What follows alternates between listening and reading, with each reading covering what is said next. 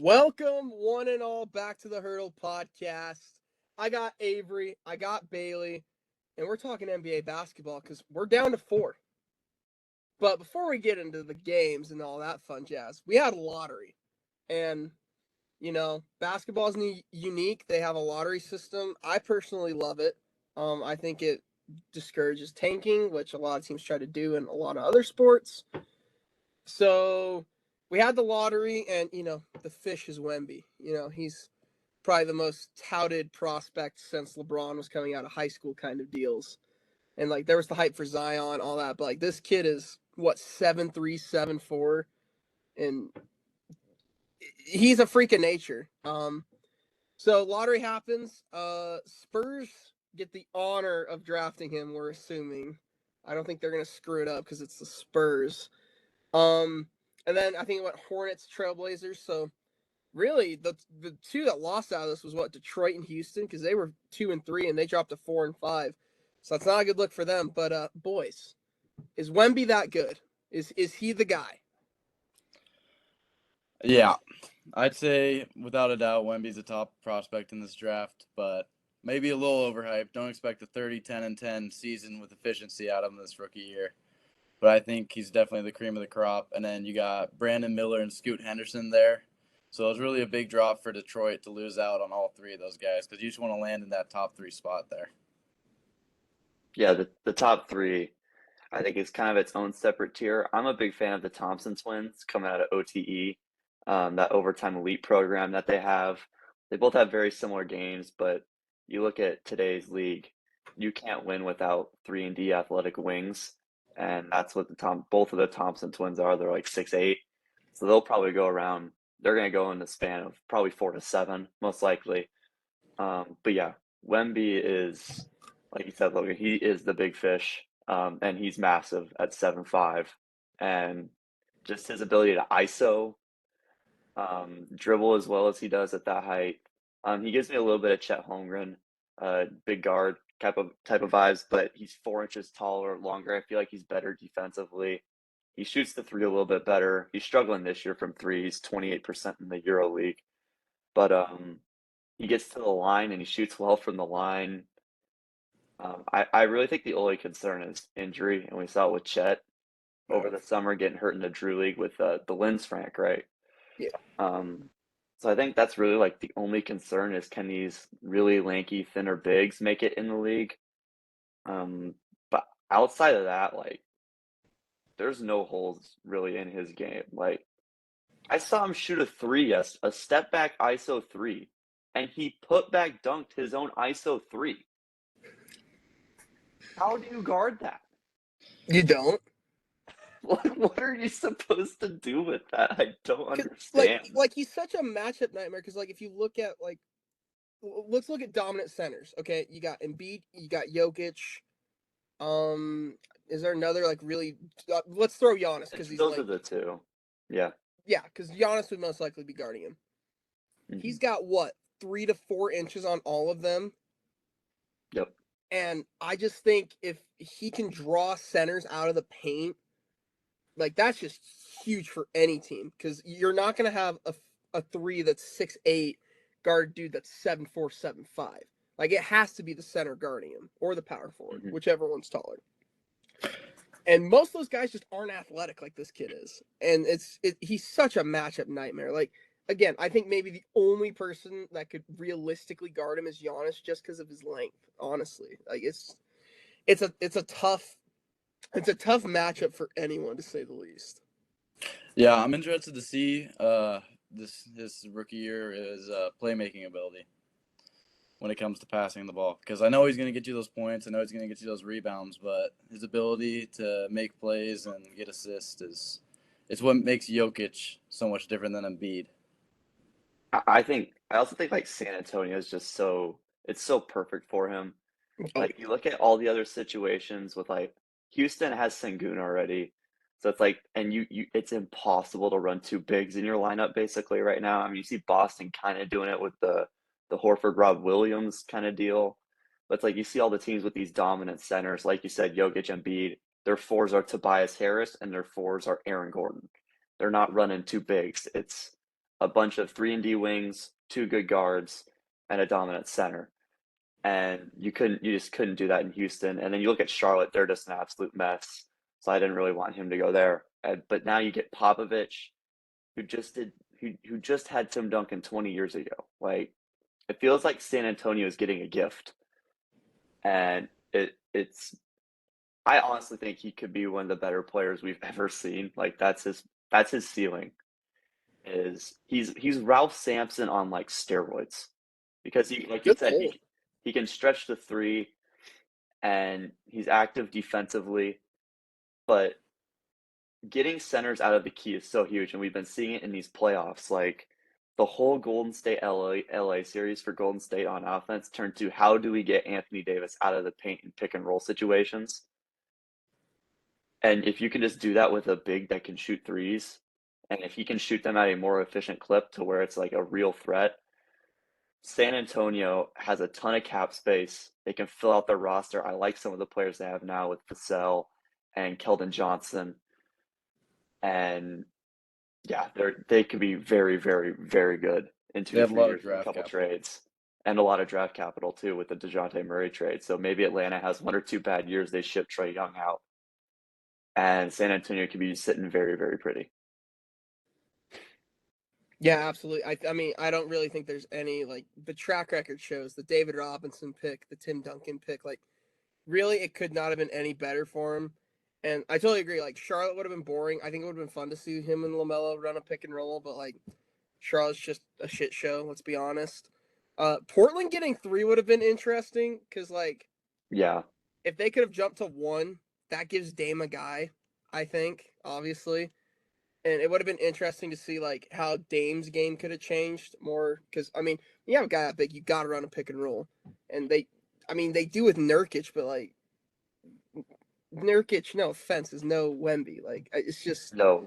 it would be a whole difference maker for Portland. It sucks. I mean, they jumped up, which is great for them. They're going to get one of the top 3 guys, but the one position they could really fill is a big, and when the big fish is a big, it sucks that he's going to go 1. Like, for Yeah, Portland. yeah, I agree there. And if Brandon Miller gets picked by Charlotte here, who I think is a better fit for Charlotte, Absolutely. then what? Scoot falls to you while you already have Anthony Simons, and Simons, Damian yeah. Lillard. And so what do you do there? Do you just restart? You trade Damian Lillard, build up with your young guys, or do you let Scoot learn under Damian Lillard? Just seems like a packed guard room. I know Dame wants to stay. It kind But he of doesn't seems want to like rebuild. I know it kind of seems like now's the right time to make the move, because if you blow it up now, let's say Charlotte takes Brandon Miller at 2, which I think is very likely. Yeah. Just with the whole LaMelo Ball situation, and Henderson's much more of an on-ball point guard, as is LaMelo. So I just don't know how they would play off each other and how that fit would be. But there's also maybe new ownership coming into Charlotte before the draft, so who knows? Maybe that changes the entire mindset. You saw the Suns bring in Ishbia, and they instantly trade for Durant. So I think that maybe something could happen there, but like I think the time might be now. Like, Simons is what, 24, 25. They have Shaden Sharp, who's 2021. They drafted him last year. Then you bring in Henderson, who can be a ball dominant guard, playoff Simons, and then you have 3 guys for the next 5 to 10 years at least that you can build around and make some significant moves. Then you just need a couple 3-and-D wings. That Jeremy Grant is a free agent this year, so maybe they look to bring him back on a cheaper contract and just go from there. So, and then just the insane amount of capital you would get from trading a guy like Dame to a team like Brooklyn or something to pair with Michael, or maybe both Orlando picks, because they're also at 6 and 11. I'm very interested to see what Magic do.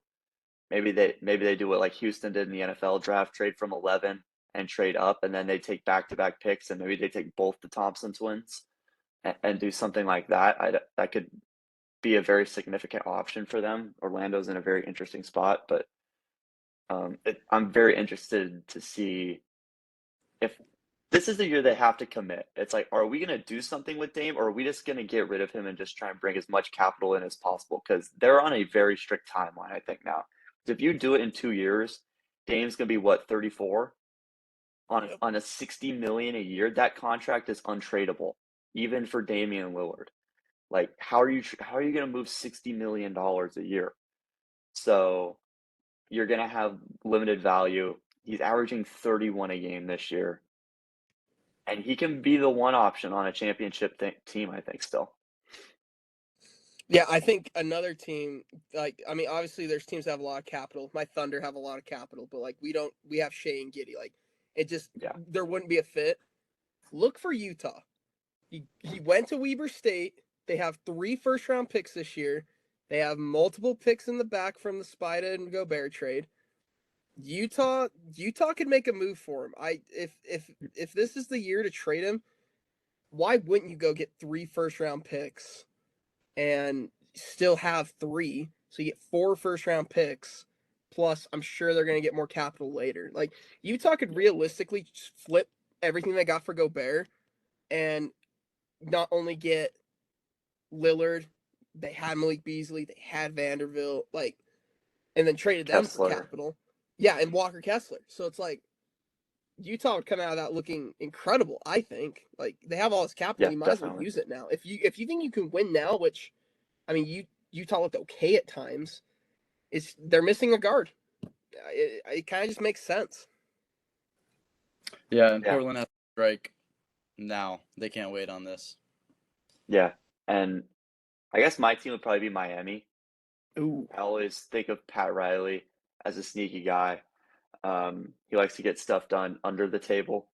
And when you look at the Hero contract, the Duncan Robinson contract, maybe I doubt Bam would be in that deal, but you get to take the last years of Jimmy Butler, put them to best use, and you see what he's doing in the playoffs right now. You get the guard in Damian Lillard to run that offense that Spoelstra could use to a T, and then have Bam run the pick and roll with him and give Jimmy another scoring option. And these undrafted dudes that they're picking up, they're getting them on steals. So they do have cap room. It's not like they don't have cap room to work with. All these undrafted guys, aside from Duncan Robinson, are on basically like minimums. So like Gabe Vincent, Caleb Martin, who I don't believe was undrafted, but they got him for basically nothing. Free agents. And Strus, Yurt7, like all these dudes are on close to nothing in terms of cap room. So maybe Pat Riley gets very, very aggressive, goes out and gets Damian Lillard, ships away the capital to take advantage of Jimmy's last years in Miami and go out and win a ring. Yeah, and especially, like, depends on how deep of a run they go. Obviously, like, if they don't beat Boston, maybe that pushes the needle for them. If they get to the finals and lose to either Denver or LA, that could push the needle. It's just lots going to happen right before the draft that kind of could sway this, and that's just the top 3. Yeah, like there's other teams that are bad in Houston and Detroit that could either try to trade up or are just going to be stuck with the leftovers. And you know, it's both young teams with good pieces, but they were missing that one that they easily could have gotten the top 3. Now they're both going to miss out on them. Definitely. All righty. Well, let's talk. We got a little draft out of the way. We talked Wemby. We checked the box. Let's recap some of the last games that we've had before we got into the conference finals. Heat Knicks ends in 6. Miami takes it. I mean, Jimmy Butler's that dog, man. I don't know what you want to, like, the dude just can't be stopped. Like, again, like you just mentioned, Bailey, like, it's just a bunch of undrafted guys, him and Bam. Like, you're not getting much from Kyle Lowry right now. But it's him, Bam, and Tyler Hero's hurt. Exactly. But I guess the Heat look comfortable. You know, they get the win tonight against the Celtics. We'll get into that in a little bit. I guess my question is, where do the Knicks go? Because, like, the Knicks kind of came out of nowhere, and it's like, okay, we knew Brunson had a good year last year. Didn't know how he would do as a starter. Played great. Randall couldn't stay healthy in the playoffs, and Mitchell Robinson's just non-existent. RJ Barrett, non-existent kind Where do the Knicks go? They got to move some pieces. I think you got to get rid of Randall. The offensive I am consistency the between Barrett same and way. Randall was awful. I'm the throughout same whole way. season. Brunson was just carrying that team all by himself. He was playing all NBA level. Mm-hmm. Oh, easily. Like, he played 48 minutes in Game 5, I think. Yep. Had like 38 and 11 and 1 turnover. He was the only reason they were even got the series to 6 and had a chance to even kind of win Game 6. Like, he was incredible. I'm with you. JR has to go. Like, There's no depth too. Once you get there's down a- that bench, once you get past that 6-7 guy, there's no like, depth. Thibodeau's the kind of coach that likes to play all his starters 48 minutes if he has the chance. He likes to run them into the ground. But step one has to be getting Julius Randle the hell up out of there, because the offensive, like, we talk about Tatum's offensive inconsistencies, like, Jesus. Like, he was so bad in some of these games. You're looking at his stat line: 6 for 20, 3 for 14. Like, I think one game he shot 10 threes. It's Julius Randle. He has no business taking 10 threes. Now, I'm not saying Julius Randle is a bad player. I think he was an All-NBA third teamer this year, which is fine. He's a great regular season player, and I think he can be a good fourth piece that can get you like 15 and 8 on any night. I think he'd be a great six man.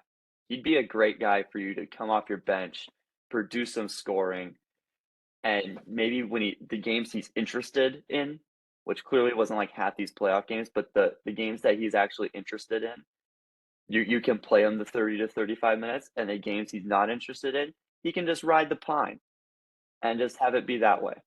Because if that's how he wants to play for the rest of his career, that's gonna be where it is. It's gonna be one of the best six men in the league, coming in and being a spark plug offensively, grabbing a couple boards, and being versatile defensively. And I think that's his peak. Yeah, He I think can't be a 2. He can't be a 2 on a championship team. There's no way in hell. another part of this too, besides his game, was his body language throughout those last few games. I mean, he turned it over, not even get back on defense. It seemed like he'd just given up the series before it even ended. You think Thibodeau has to go too? No. No. I think there's a lot of quick triggers with coach firings this year. This year's been weird. Like, I guess we could also. Well, I'll wait for the 2 series when we talk about it, but I'm more iffy on Thibodeau than Monty or Doc getting fired.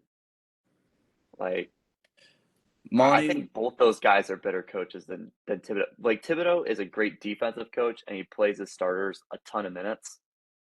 That offense is 1950s style offense. It is ancient.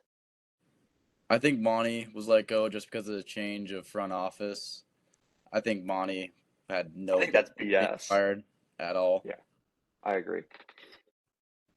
See, but like, I think if you're gonna look at it that way, if any of them were gonna go, I feel like it had to be Monty. Because look at all the talent they brought in, and they got beat by Jokic. Like, you get KD. There's no depth on that team, though. But still, it shouldn't matter. Some of those Warriors teams, when they were stacked, had no depth. Disagree. Really? They definitely had depth. Yeah, they had Iguodala. They had bigs that could rotate. They had Pachulia, and they had Bogut for a little bit, who was great for them. There was definitely depth on those teams, in my opinion. Like, yes, Steph and Clay, they had to play their 40-some minutes. There wasn't many backcourt minutes, but those other guys had to fill in. Like those Harrison Barnes teams that won championships, there was guys that had to come in and give them 8 or 10 off the bench that contributed. Question: Suns team, it was KD, it was Booker, and then it's like Torrey Craig, maybe DeAndre Ayton gives you a game. Chris Paul is out. Like, Campaign played great in Game 6, but no one else showed up. Jock Landale, like, none of these dudes are helping out of nowhere any sort of way to contributing to a championship team. And Monty only got to coach them for 20 some odd games total. Like with Book and KD together, he got to coach what, 15, 17 games. That for me, that's not a big enough sample size to see what he can do with them. My question is looking at this trade 5 years from now, is this going to look like a mistake for the Suns? Because Absolutely. what if KD is regressing? He's had these injuries. He's getting older. He's going to be what, 35 next year? 36? What if he What is? are we doing? I'm just saying, what if KD's regressing? I think it's such a fair point. The dude's gonna be 35 He and hasn't been can't healthy. stay healthy. And you Uh-huh. gave up, like you said, Bailey, you gave up all your depth. Mm-hmm. Look at what the Nets did. Nets did the same thing when they got him. Gave up depth. Mm-hmm. And it didn't amount to anything. It amounted to KD's shoe being on the line and losing to the Bucks. Like, look, I hated KD. I loved him on the Thunder. I've hated him since. But then he left Golden State, and it's like, I can still like him. It's just, I hate when these teams give up all their capital, all their youth that they've built up through the draft, and all these pieces they've acquired to get a guy that gives them, 2-3 good years? Like, look at the Clippers with Kawhi. Like, Kawhi wins a championship in Toronto. They give up their depth to get him, and the Clippers just, like, he can't stay healthy. Okay. He's an Time out. extreme case, but, like, Time come out. on. With that Kawhi scenario, with Kawhi coming off Toronto, he says he wants to play with Paul George. That's how you sign Kawhi, is you get Paul George on that team. If you're a GM, you're telling me you're not doing that deal? I'm not saying that. I'm just saying when you trade for older guys, this is what you get. It seems like recently, at least. KD played all the playoff games, though, But it didn't amount to anything. because there's no depth. That's exactly what I'm like. I understand Because they traded for okay, KD. yes. So they played 17 games. You run the whole thing back next year. We don't have to tear it all down again after 17 games. We saw Booker and KD for 17 games. That's not nearly enough. You're gonna have your mid-level exception next year. Chris Paul, you can get rid of his big ass contract. That can go. And you see what happens with DeAndre Ayton. DeAndre Ayton's probably gone after how he played in these playoffs. He was horrific. So you can move two massive contracts. You can go get your depth through trades and free agency and your mid-level exception. And then you build a solid 8-man roster around Booker and Durant. I don't think it's that hard of a formula. Ishbia came in and said, we need a second guy to pair Booker with. KD was on the table. He pulled the trigger instantly. I can't blame him. And we saw 17 games. Like, it just isn't nearly enough. There has to be a bigger sample size coming into next season, going into next playoffs for me to even mention Avery's question. I understand the point, and it's a fair point just because of what happened in Brooklyn with Kyrie and KD and that whole scenario. But that was more with whatever the hell Kyrie was doing, and then the whole James Harden thing just imploding it, right? I'm speaking more so to the longevity of KD, though, less Mm-hmm. to his fit, more to his injuries. Because I can't remember the last time KD played 50 games in a season. I don't need him to Feels play like a 50 games in long a time. season. I just need him to play all the games in the playoffs like he did this year. Because for me, if I'm Phoenix, I could give a damn about seeding. If I'm good enough, I know I can beat all these teams. Like Sacramento was the 3 seed this year. They lost in the first round of Golden State. Who cares that they were the 3 seed? When we look back at this, no one will care that Sacramento was the 3 seed, except for the fact that they broke their 20-year playoff drought or whatever it was. So if I'm Phoenix, I don't care how many games. If Durant has to load manage, fine. I'm the same thing with the Kawhi scenario. If Kawhi had to load manage, fine. If Paul George has to load manage, fine. I would be complaining about Durant if he didn't play every single playoff game. Kawhi you can complain about because he played 2 playoff games this year. Granted, he looked great in both of them, but he played 2 playoff games. Now that's a problem because you're not contributing anything into the regular season when you're only playing 35 some odd games. And you only played 2 in the playoffs. I have to have more out of my superstar player. Durant, he could play 40 in the regular season, whatever. Just as long as he's healthy and ready to go for the playoffs, I could care less about load management. So I think it's fine for KD's career, and KD plays in a certain way to where he's not getting banged up all the time. He's taking a bunch of pull-up mid-range shots. He's not taking super hard defensive assignments to where he's going to get bully balled the whole time. So I think KD can absolutely still be a 25 point per game scorer when he's age 40, if that's your question. Okay. I'm just interested to see tangent. in the future, looking back to see if who won the trade, if it could sway. And that also means Brooklyn has to do something with it. Like, Brooklyn can't just Not sit very around good at for doing first round picks. And Brooklyn clearly has not come out on the great side of trades in recent history. So we'll see how Brooklyn manages their whole situation with Mikal. It sounds like Mikal might get shipped, and Cam Thomas and all those guys. So they have to make something out of it, because if you're going to trade Durant, you're trading away 4 years of title contention for hopefully something just like that in the future.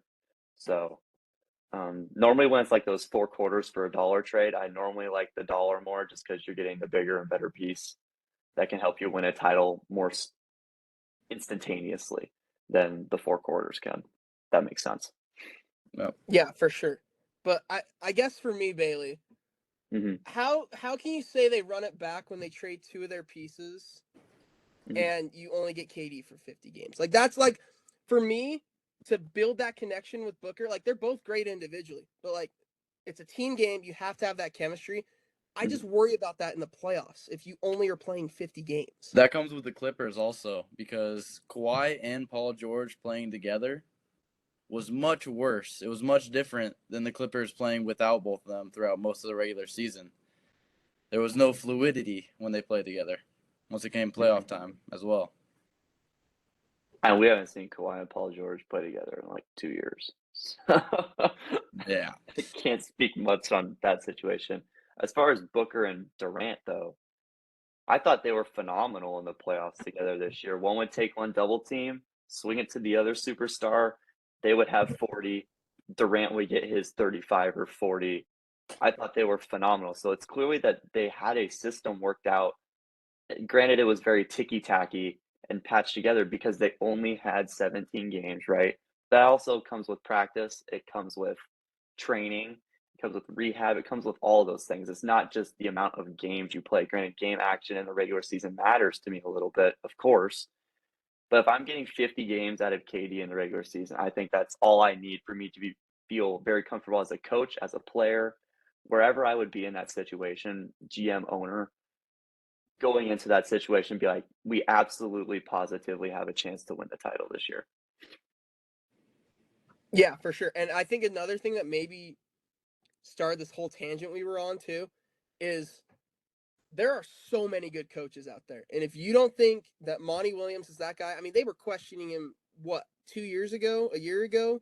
Like, after they made the finals, it was, oh, is he coming back? Like, for me, Nick Nurse makes too much sense for the Suns. It makes too much sense. Like, him with Kawhi was special, and that team was special. Him with KD and Booker, like, I don't, and then, like, you could even look down the line and just go, like, okay, Doc's there. Doc doesn't win game 7s, but, like, if we want to change, we can bring in Doc Rivers. Like, I think, or Budenholzer, same deal. Like, all these championship winning coaches are on the market, and it's kind of like, maybe that's their thinking of it. It's just, we need a change of scenery. Like, Nick Nurse is younger. His offense fits our team better. Like, and you saw the tension between Monty and Ayton. Maybe getting rid of Monty means they keep DeAndre Ayton. Who knows? I don't think that's the plan. I don't think it is either, but like you saw the tension, right? Yeah, and it's like, I understand what you're saying. And it's kind of like when you have a player under contract, I feel like just getting rid of the coach is a lot easier and a cheaper move if that's the tension. You know what I mean? Yeah, it's like if we're going to choose to get rid of our third scorer or our coach, it seems like the coach always gets the quick trigger in this scenario. I think. Yeah, for sure. If that's what you're saying. Yeah. Yeah. Definitely. But so, Heat Knicks though with Thibodeau could definitely stay though. It's just I think I think Barrett does stay. I think Barrett stays. Barrett personally. has to I like his 3 and D capabilities. he's only growing as a scorer so far. He just has to be more efficient as a second or third option. I definitely don't think he'd be a second option on team, but he could be a great third. I think Julius Randle, you just got to get his whatever the hell that was just out of there. Just the offensive inconsistencies and lack of defense and the insane amount of iso ball and turnovers that he had was just so bad for Julius frickin' Randle. Just yank that out of there. Send him to frickin' Timbuktu and get a new four, rebuild the offense. And maybe I think they can do something like the NFL where it's like offensive coordinator, defensive coordinator. Tibbs can run everything defensively. Just bring in a guy that can run a modern offense in there and help Jalen Brunson out. Yeah, for I sure. think it would work. Is there a piece that sticks out that the Knicks like could either sign as a free agent or need to go get that like puts them over the hump if they do get rid of Randall? Like obviously there's a hole at the 4 now. Is there a 4 that you guys see that's like he's a perfect fit? That's what the Knicks need to do. John Collins. Ooh. I don't have a 4 specifically, but I think they'd give Chris Middleton a look for that 3 spot and a bit more of a consistent second option to Jalen Brunson. My other one was you move Barrett to the 3 and you go get Zach LaVine. That's what I was thinking. Or DeMar, one of the two. And just bring in a bunch of offensive versatility because that's clearly what they were lacking against Miami. And just have Toppin play the 4. I think Toppin could be fine as a 4, and he could play the Tobias Harris role pretty easily, I think. Yeah. I mean, my thought was the Bulls are just, I don't know, they had a great team, and it's injuries and inconsistency. Like, again, you can get value out of a guy like LaVine. Hell, you could still get value out of DeRozan. One of those two would be an ideal fit for the Knicks, I think. And I don't think it would cost you much. You give him Randall, pick or two. Mm-hmm. Or maybe Lillard. And put Brunson at 2. Brunson and Lillard and just push out 2 guards. It's just such tough calls to make. Like you saw how great Brunson was on the ball this year. It'd be tough to take him off of that and make him go back to the Luka Doncic role again. Yeah, for sure. Yeah, absolutely. Well, since we've kind of touched on the Suns, let's just go to that series. Okay. I guess, we've talked about Booker and KD, like they were unstoppable, no question about it. That's kind of the only reason the Suns are still in it.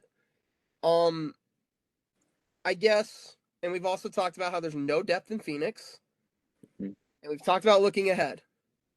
So I think our Suns part of this argument we're set on. Jokic is the best player in the playoffs right now. I was just gonna say, how do we feel about Joker? So, doesn't win the MVP, goes to Embiid. We'll touch on him in a minute. But last time I checked, Jokic made it further and doesn't have a James Harden as his running mate. Let's put it that way. It's Jamal Murray, who is also kind of inconsistent. Mm-hmm. Is Joker the best playoff player outside? Like him and Jimmy Butler are right there, but like. Is Jokic just the best player right now? And that's crazy to say because he's playing LeBron and AD, and that's just the West. Yeah. Although Joel won the MVP, I think a big difference between Jokic and Embiid is in that Game 6, Game 7 there, when they made that adjustment where they threw Robert Williams in there. Embiid does not handle pressure well. It seems like when you bring pressure on a Jokic, he knows the right pass every time. You can't double him. You can't switch on him because he's going to make that pass every time. It seems Embiid wasn't able to handle pressure and be able to play make, and I think that sets Jokic far apart from Embiid. That's like Jokic. That's like his strength. If he gets double teamed, he always makes the right play, which is why he averaged 9.6 assists a game this year as a freaking center. So, and all you have to do is really you don't even need to watch him play. And Jokic has become my favorite player in the league to watch. As of right now, he jumps about this far off the ground. No hops. He moves just so slow. He's stomping. Yeah, he's so slow. Yeah, He's stomping. He just like lumbers around the court. He's He like, looks oh, so uncoordinated. I'm at the high post now. Instant pass for a layup. Oh, I caught the ball on the block. I guess I'll just do a jump hook and score 2 points. Like, He's completely unstoppable. The Nuggets offense it's just roams around insane. him. You can't stay And it's off all of him. He's random. gonna drain it It's three in all your eye. random. You can't Mhm. body him up because he's got every 60 moves in his bag that he can just pull out. They're Yeah, like slow, but he'll get to the rack every time. if he couldn't shoot, it'd be like, oh, well, it's simple. You sag off of them, you play the passing lanes, you shut down their entire offense. But he's shooting 47% from three in the playoffs. So it's like, well, you're not going to sag off of him because he's just going to drill a three in your eye, i.e., Anthony Davis at the end of the third quarter in game one. Not only does he drain it, he shoots it off the wrong foot when he shoots it. So it just makes it look more ridiculous. But yeah, Jokic is the best player in the league right now. I think I could say that with relative ease. I've been saying that for the past 2 years now. I think it was like Giannis 1A, Jokic 1B, something in there. He was the top two player for me because the stat lines are absurd. He had 15, 17, and 7 at the end of the first half last night, I think. Yeah, and then he proceeded to drop 33, 21, and like 13 or 14. 34, 21, and 14. Yeah. And had 2 blocks. So it's not like he's trash defensively. And he got the steal to close it. Yeah, he got the steal to close it on LeBron, which Murray helped him out there with the double team. But like his strengths are Embiid's weaknesses, in my opinion. When I get double teamed, I don't force up a 14-foot post fadeaway. I'm able to find other players, have a free flowing offense around me, create spacing. It's everything the NBA is about. And just how he fits in the modern NBA is just it's so perfect. It's to a T. And he's by far and away the best player in the league right now. Like I don't even know what to compare him to. He's like slow Russell Westbrook at center. Without the turnovers. He plays with poise, like, and intelligence. It's insane. He's like a creative player.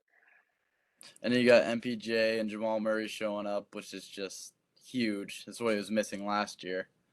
Yep. Michael never passed the rock, Porter Jr. Averaging less than 1 assist so far, I believe. Put up a solid Get up every podcast. He's not wrong. It's 1 assist a game. Brother shoots. Everything's contested too. It's fine though. He's there to do one job. One job because when you have a guy like Jokic and you can run an entire offense through his center. So on the MVP thing, it is a regular season award. So it's like we can cool it. Mark Jackson not having Jokic even in his ballot is kind of insane. I forget who he had at 5, but Jokic wasn't even because you rank them 1 through 5. Didn't he have like Mitchell in there? He had Mitchell. I think he had like Tatum 3, SGA 4, Mitchell 5, and just left Jokic off the ballot, which is insane. And to think he's interviewing for head coaching positions again. He knows a lot about basketball, y'all. It could have been just like a mistake. I think he addressed it in game 1, and I don't know how you miss it, but like Jokic walks out and drops a 30-point triple-double with 21 rebounds. It's like maybe I should have put him on my ballot if I didn't on purpose. Can't say he's stat padding anymore, Kendrick Perkins. He might still try though. He might still try. But the thing is, like, when Westbrook stat padded, it didn't really help the offense because like he was clearly stat padding, but it'd be like him and Adams both box out. Adams goes up and reaches up for a rebound. Westbrook just takes it, right? They let Jokic do it because he's their point guard. So he gets the offense going. It's actually beneficial for them to let Jokic stat pad a little bit. Like there was one in game 1 where it was Jokic, Murray, and Porter Jr. And they all go up for a rebound. And Porter Jr. sees Jokic and Murray sees Jokic. They're like, nope, we're just going to get out and run the wings. Jokic grabs it. They go down. Jokic does a bounce pass at about half court for a layup. And that's going to It's be like, huge. oh, now they're up 20. That's going to be huge because of the way AD's been playing defense. He gets that ball, and he gets down there way quicker than AD does. He leaves him behind, and it's easy offense for the Nuggets. That's how they killed him in the first half. Like, I know we're not there yet, but like the Lakers went small to start the game. They started Dennis Schroeder over Hachimura. And it's like, hey, we need to play transition defense against these guys. And it didn't matter. Like, they put up 80 points in the first half. They were killing them in transition. So then, of course, the Hachimura thing. And we'll get into that for the game one recap. But yeah. Well, speaking of MVPs, Mhm. let's go to Bailey's favorite series, the Boston-Philly series. Boston does it the Boston way, baby. It goes to 7, and we see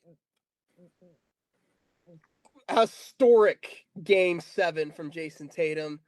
I was actually packing. No, I was checking people out because that was what, Saturday Yeah. or Sunday. It was Sunday. Sunday. So I'm packing my stuff up, and I see this game's on. I'm like, that's a Game 7. I have no skin in the game. I'm just gonna have it on as background noise. And the stats that you hear from the 6 quarters that Tatum had, because of the last 2 of Game 6 going into 7, is probably the best quarter and a half you'll ever hear. It's just, we see Curry drop 50 3 weeks ago in the Kings Game 7, and then Tatum says, "Hold my beer, I'll get one more," kind of a deal, and gets 51. What a game! I guess Bailey, I want to direct this to you. You know, y'all were up 20 something and still had Jaylen Brown and Tatum in. Like, I don't want to say does that concern you just because of the decision making, but like, you're up 20. Like, I don't think breaking a record should really matter in like being healthy going into a In Game series. 7? Going in healthy in a series where Miami's physical. They are a physical team. I just don't see why you wouldn't just rest your guys up when in that fourth quarter. You're up 20 something. I didn't take that much weight into it. It's just like, you gotta win this game, like, you're not moving on. And I don't recall, because I had the game turned off after the third quarter run. So I don't entirely recall. Do you recall how much time was left in the fourth? Was it like closing minutes? Yeah, they Up still 20? had him in with like 4 or 5 minutes left. It's like, dude, you're up 20. I don't take that much weight into it. It's not that concerning to me. Well, I just don't see really like any long-term effects that it could have. And maybe it's like, hey, maybe we can't play these other guys because who knows? Philly might hit 5 threes in a span of 2 minutes. It's like you play to the final whistle kind of deal. So I wasn't. That was the first I've actually heard of it. So And to be fair, I'm watching that not whole shocked about it. series, one quarter you get a Shanghai Sharks performance, then the next they come out looking like the dream team. Mhm. Just crazy switch ups from Boston the whole series. Well, yeah, and Yeah. that's completely valid because it was tied at halftime, and like Philly was up like 10 in the first, and it's like, here we go, Philly, like Doc's Well, yeah, team's finally gonna do it. PJ Tucker hit 3 threes in the first quarter. Exactly, but it's like one of those things where you go like, okay, Philly's looking good, like whatever, like sure, PJ Tucker role players making buckets, whatever, right? But then as the game dragged on, like Harden and Embiid sucked. That Game 7 was pitiful. Like, It made me so happy. I know it did, especially made like me the so Harden happy. performance. The Harden performance was atrocious. Like, Mhm. that shit that gets you like traded. Was so bad considering what was happening on the other side. Won't have to trade him. He's declining his player option and Yeah. becoming a free agent. And Embiid was rattled with that Robert Williams I think adjustment. he took 5 shot attempts in the second half. He scored 2 points in the second half of Game 7. Embiid. I'm pretty sure he scored 2, and Harden scored 9 and 7. For the whole game. He had 9.7 assists on horrific shooting. That's the James Harden I know. Like, in the playoffs. That's the Harden I love to see. The fact that this series even went to 7, I think, was ridiculous. Like, It honestly should have been over in 4. If you take 2 James Harden threes away, the series is over in 4 in games Fair. 1 and game 4. So I think really the only game that Philly like truly won was game 5. They came out and thrashed Boston in game 5. They looked really, really, really good. That had me a little bit nervous going into game 6, especially after Tatum. I think Tatum games 4 through 6 in the first half was like 3 for 40 from the field combined. So like his just weight, like it's almost not even on a game by game basis. It's like a quarter by quarter basis now. It's insane. It's like, when's it gonna happen? He plays that game 6, and everyone questions if he's a superstar. And then he goes and drops 51 in an elimination game. Like, come on. Game 7. Bipolar as hell, man. Like, Yeah. shit. So I loved it. I knew Doc was gonna get fired instantly. That was the Yep. first thing I thought of. Because I'm pretty sure he's 10-33 in elimination games now. Like, he can't win game 7s. Can't win game 5s or 6s either. Like, Exactly. it's insane. The amount of 3-1 leads he blows, like it always feels like he's just missing like one adjustment. I'm interested to see what happens with Daryl Morey. I really don't feel like he's on the hot seat. Like he makes these teams, they're unsustainable ways to play the game of basketball, I think is what I'm getting at. Like you look at Embiid, you look at Harden, the amount of free throws they were drawing over the course of the year, the numbers were absurd. Every time Embiid dropped anything near 40 or 50, he would have 16, 18 attempts at the line. I think he averaged 13 free throws a game this year during the regular season, or close to, maybe it was 12. But he made 10 a night, which is insane for a big. And then, we all know the stuff with James Harden and the hooking the arm and drawing the foul call and all that. That's how Harden likes to play. But when you get to the playoffs and you have one play, that's the only play that you can run the entire series is Harden and Embiid P&R. You can't win 7-game series that way. I think it's impossible. I actually think it's impossible. The only time it was ever close was the James Harden ISO season when they took Golden State to 7. And then they went 0 for 37 from 3 because it's an unsustainable way to play the game of basketball. It just is. And there's no consistency with it. You just have to be a great shooting team every night or 4 out of the 7 nights. And I just didn't see that with Philly. And once we won game 6, I knew we were going to win, to be very honest with you. I knew we were winning game 7.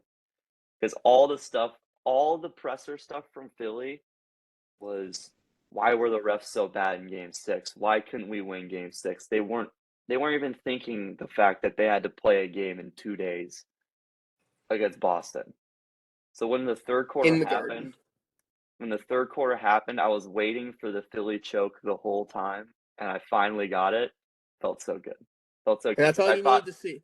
Because I thought it was coming in game 4, and Harden hit the 3 in overtime because we came back from all the way, I think it was 17 in the third quarter. So I thought it was there to make it 3-1. Then Harden denied me there. I knew it was coming at some point. And it took a couple more games. It was game 7, yeah. For sure. But they still got to win the Eastern Conference Finals. Yeah, well, let's not get too ahead of ourselves. It was Philly after all. We kind of just sound like we're shit talking Philly, but like, yeah. But what does Philly go?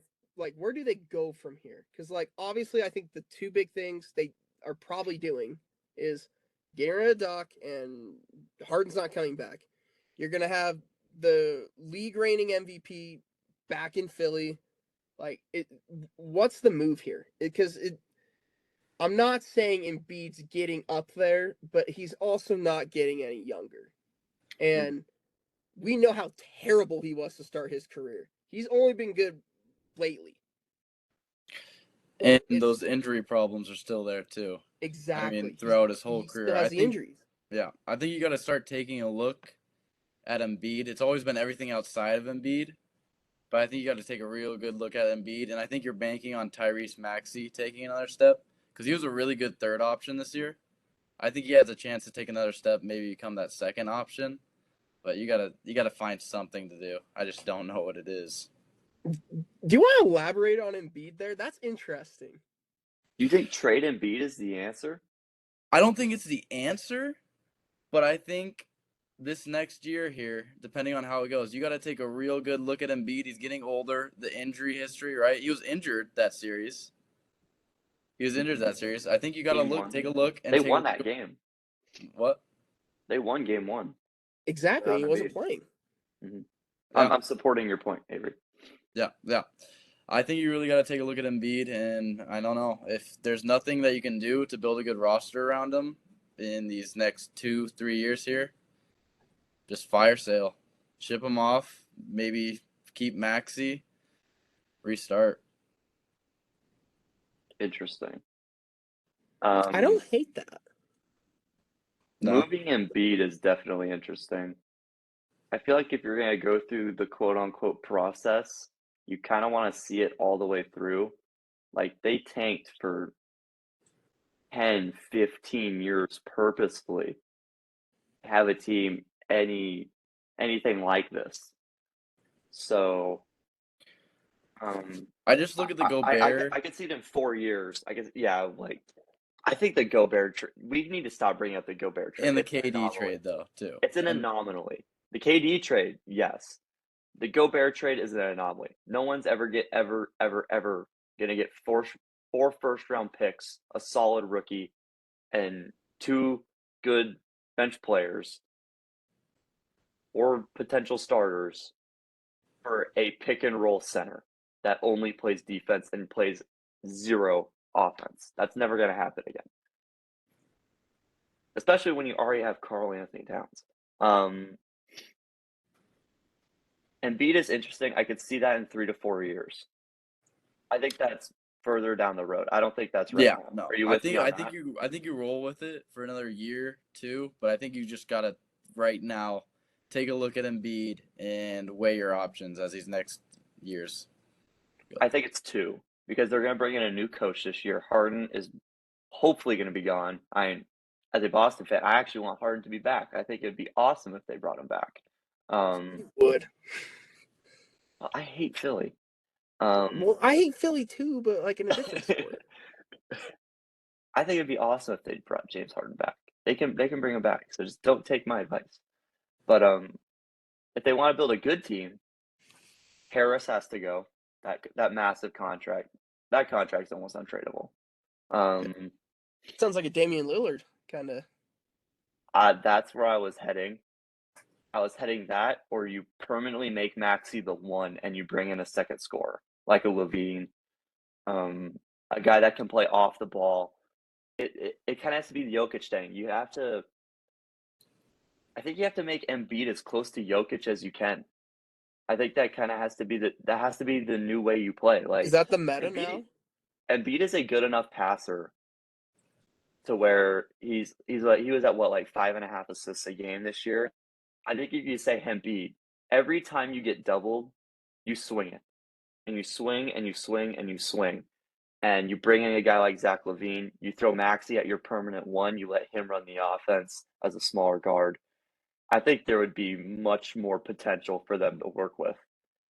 And then once you put him around shooters, he's going to get less double teams. He's going to get more one-on-one matchups. He can still work the high post. You can still work the PNR with LaVine and Maxey. I'm just saying if they bring in Zach LaVine, of course, and you have a team-oriented offense there where it's not just PNR with Harden and Embiid. Embiid has to get better at handling pressure. Yep, Get better. He's got to learn how to make reads out of double teams. I think once he can do that, and Philly can be quicker with their transition defense, because that's where Boston killed them in transition offense over the course of this series. So they bring in a new coach. I think they'll probably be like Budenholzer or something like that, or maybe Monty. Maybe it'll be Monty. Bring in one of those 2 guys that have championship pedigree. They know how to. I guess Monty made the finals, but bring in a guy that's been there, done it, has experience with it, form an offense, and play more team-oriented ball, because this high PNR stuff is it's too guardable to some extent. Like, it's going to work 80% of the time, but it's not going to work all the time to where you can win a 7-game series. Yeah, for sure. I mean, who knows? Because I guess for me, I think you can win a championship with a guy like Embiid. I think it's completely plausible. He's the second best center in the league. It's just you have to put people around him. Like, and again, let's go back to Jokic in Denver. It's like you put an MPJ, you put a Jamal Murray, you put Aaron Gordon. Aaron Gordon. A couple years ago when they had like Gary Harris when he was really good at shooting. Like, you put shooters around a Jokic, and look where it's getting you. Like, you're progressively getting better. Yep. Like, the Nuggets are sniffing their first finals appearance. Like, that's insane. And it's because their big is so dominant. And Embiid can be that. Mhm. It's just, it's getting those pieces. And it's maybe not even a big move. Like, we threw out Lillard, we threw out Levine. It could be a little move here and there, get a couple shooters, nothing crazy, save your cap or whatever, and go with it. Because again, like you said, Bailey, like, that's a biased contract, terrible. Hopefully Harden doesn't come back because that contract also terrible. It's Tucker like, should go. exactly. Also. It feels like ever since they traded for Tobias, they've just been locked in with this core and like occasionally bringing in like a James Harden or whoever or a Jimmy Butler or whatever. And you see where that's gotten them. Jimmy Butler's been to the finals, maybe going again. And it's just, who knows? I Need mean, more shooting. Jimmy keeps his receipts, man. Yep. That's all we got to say. Let's wrap up with our last series that we had right before we got to the conference finals. It lived up to the hype. Lakers Warriors. The Lakers take it in 6. I think it's kind of one of those things like we talked about. AD played great. He had to. He had the matchup and he took advantage of it. He played amazing. But the biggest question is always going to be is the Warriors dynasty over? And they just won a championship last year, but is the dynasty over? Like, oh, Thank you. Someone Bailey. finally said it. Someone finally said that they just won a championship last year. Yep. But it just seems crazy that people are like, oh, you need to blow it up. It's like they're only getting older. And there's nothing wrong with that because they're still all playing great. Like, yes, I hate Draymond, but Draymond's the glue of that team. Like, if he goes, they go. Like, they're done if he goes. Like, he holds that team together. Clay is still a great shooter. Game 1 and Game 2, he was lights out. He played great. Outside of that, not so much. But Game 1 and 2, where he dropped 25 plus, like, he was helping, like, take the pressure off Steph, so Steph didn't have to do as much. And then, oh, yeah, you have the greatest shooter in NBA history still. And you drafted well. You have young pieces that didn't play well. But those will come with experience, kind of a deal. Like, Poole played terrible, but like last year he was good, and like I don't know what the disconnect was. You still have Kuminga. Like, I just think it's asinizing to say this run's over. Like, they're just getting older. There's nothing wrong with that. Look at LeBron. He's getting older. Like, what's the difference? Like, I think a big part of it too is everyone's just sold on Poole, just gonna come out and just shit the bed next year too. But I can't see that happening. I can't see Poole shooting 30% from the field all throughout that next regular season and putting out another performance like that. Well, I think the big thing, I was listening to another podcast talk about this, was the tax, because they are way over the tax right now. Because Steph, I think, has the largest contract in the league. They're paying Clay $43 million next year, is what he's looking at. Poole kicks in next year at 30. So they're going to be hitting the repeater tax. And if you add up the entire salaries, they're going to be paying just the tax is $250 million. That's a heavy hit. And I don't know any owner in the league that would say, hey, let's run this back so I can pay $250 million for a team that made it 6 games in the second round. I don't know any owner that's ever going to do that. I think they weren't expecting to pay Poole so soon. I think Draymond giving him a little knuckle sandwich kind of led to giving him hush money there and that big contract. I don't think they were expecting to pay.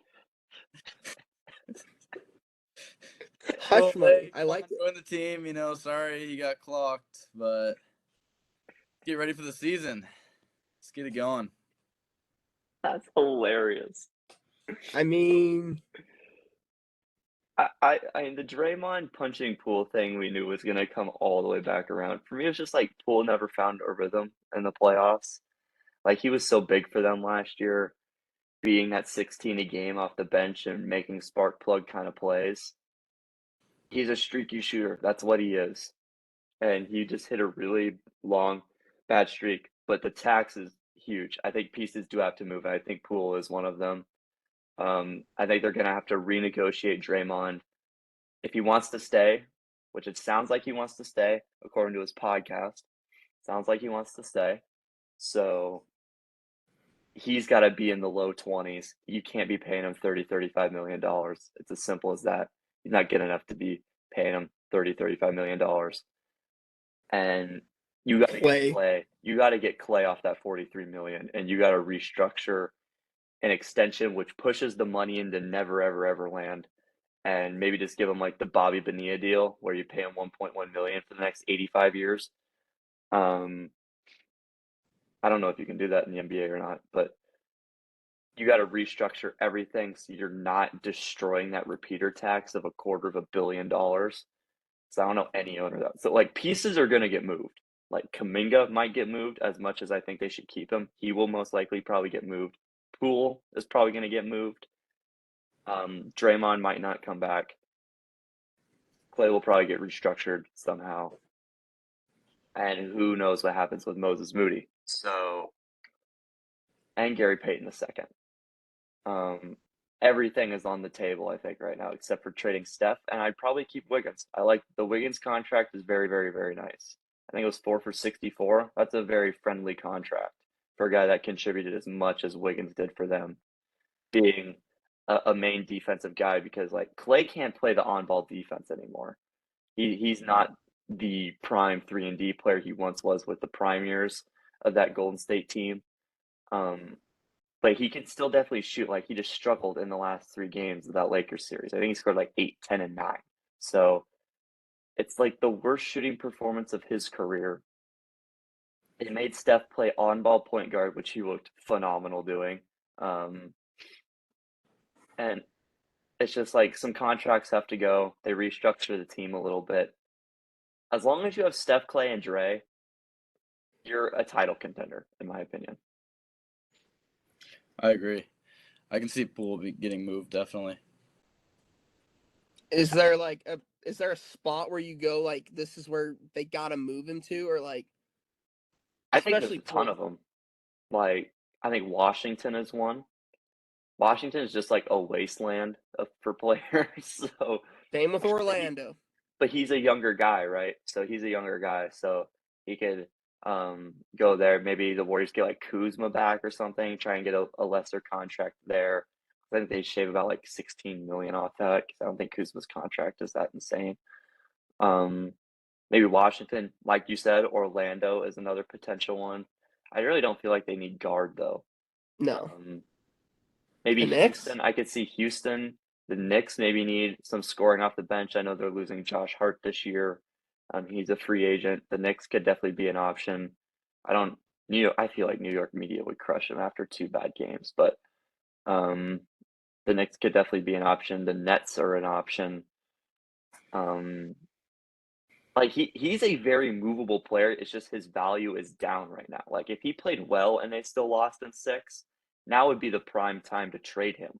Yeah. But you avoid the tax, and you're going to get max trade value on him. It's just he didn't play well in the playoffs, so you're not going to get max trade value. I could also see the Spurs being in that mix, getting a shooting guard, try to turn him into Manu or something. I don't know. I think Spurs would be very interesting. They need to fill that guard spot. I think Popovich would get his head screwed on. No more pool parties. No more Jordan Poole parties. But no, the dynasty is not over. Okay, good. that's what we needed to know. Because in my opinion. I don't see how you can, again, look at a team who just won the finals last year and go, yep, they're screwed. Like, the one year you're like, oh, they're screwed was the year they got the third pick and got Wiseman, or 2 and got Wiseman, whatever it was. It's like, okay, that year they were bad, but that was injuries. Like, you're not going to get your 3 best players injured the whole time again. Like, that's just not going to happen again. They also tried to do like the most difficult thing in sports, which was keep a title contending roster and try and rebuild a new core guys at the same time. Like, it's hard to rebuild an entire new unit of Wiseman, Kuminga, Moody, and GP2 while they're barely getting any playing time, and you still play your stars deep into playoff runs and things like that. It's really hard to keep a title contender and try and find your team for the next 10 years after Steph and Clay are gone. It's almost impossible. Moody started getting minutes there towards the end of that series. Played well too. No. And so that's another reason why a guy like Jordan Poole is flexible. Because you can just throw Moody in that spot and, like, it's not a kick the can down the road, but it's like we got another guy in the back here, and let's just see what we got, kind of a deal. Because again, like, if those 3 are playing, the Warriors are contenders, like you said, Bailey, and it's like they're not going to be there forever. So why not see what you have on the back burner and, like, be a role player? Because all they need now is role players, and they have the shooting. It's just finding that little good combo, because they just didn't match up well with the Lakers, and we kind of said that. It's like, okay, down low they are screwed. I don't know who's gonna guard AD, and then we're like, That's what they need. Is they exactly. need a guy to go that can guard AD, that can guard. Well, really, no one can guard Jokic, but someone that could attempt to guard Jokic. Triple J. Not That trade would for be Triple J. insane. No, I'm saying like someone to guard Triple J. Oh yeah, someone to guard Triple J. Yeah, exactly. I'm not saying that. I thought you meant bring in Triple J. I'm like, that is That would be He's crazy. He's the one Grizzlies player that will not be getting traded, I don't think. Everyone else, we'll get to them here in a minute. But yeah, so that was the last series of playoffs. Let's jump to the conference finals. We've gotten a game of each so far. And it's been fun. They've been fun ones. Tonight we had, the night we're recording this, we had Celtics Heat win it, go up 1-0. Sorry, Bailey. Jimmy Butler is that guy. I don't know what you want. Yeah, Himmy is that guy. What ice in his veins when the shot looks terrible, it's not going in, and the basketball gods say, we're gonna let go in. We'll double bounce it, and let's just put this game on ice, kind of deal. Not to rub it in, but you're good. You're good. But I guess some of the big things is kind of like, do you trust a guy like Jaylen Brown, or Tatum for that matter, to guard Jimmy Butler? Yeah, I'm fine with either of them. I'm fine with the switch on Smart. I worry about the coaching personally. Like, I think Missoula's a fine coach, but Spo is the best coach in the league, like, for certain. There's really no comparison that I can draw to really anyone else besides Popovich, but he doesn't have a great team with him. I worry about that a lot because Spo knows the little adjustments that win you series, that win you games like game 1, that win you game 4 at home that might make it 2-2 or something like that. That's what Spo is so masterful at. And you've seen it the last 2 series. You've seen it in the Knicks series. You've seen it in the Bucks series. And Missoula's a first-year coach, like, trying to find his rhythm with his team still, it feels like. I just don't know how much meshing is going on in Boston. Not to say like there's beef or anything like that. That's not what I'm saying. I'm just saying, like, coaching style with playing style, that kind of meshing. He said, I just, with Miami, for me, it's like they can't I don't know. Like they shot 29 threes today. Boston only shot 2 more threes. Missoula is all about shooting threes for Boston. So I wouldn't be surprised if in game 2 Boston shoots 40 plus threes. But Miami shot 52% from 3. They've been lighting it up all playoffs. And they were atrocious in the regular season shooting 3. They're like the 28th best team in the league. They were definitely in the bottom half. And they lost Tyler Hero, their best shooter, and they got better at shooting. It makes no sense. They've been knocking it down the whole playoffs. But my thing is, like, they won this game by 7, I believe. I think Boston was up 9 at half. That they went on a little 10-0 run there.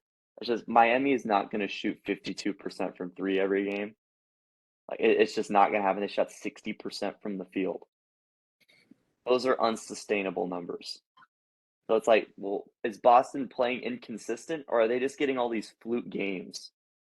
And like the 2 Harden games didn't play like that for the rest of the series. He was awful for the rest of the series. I just don't see Miami shooting 52% from the rest of the series. Find me if you think that's a bad idea. I don't care.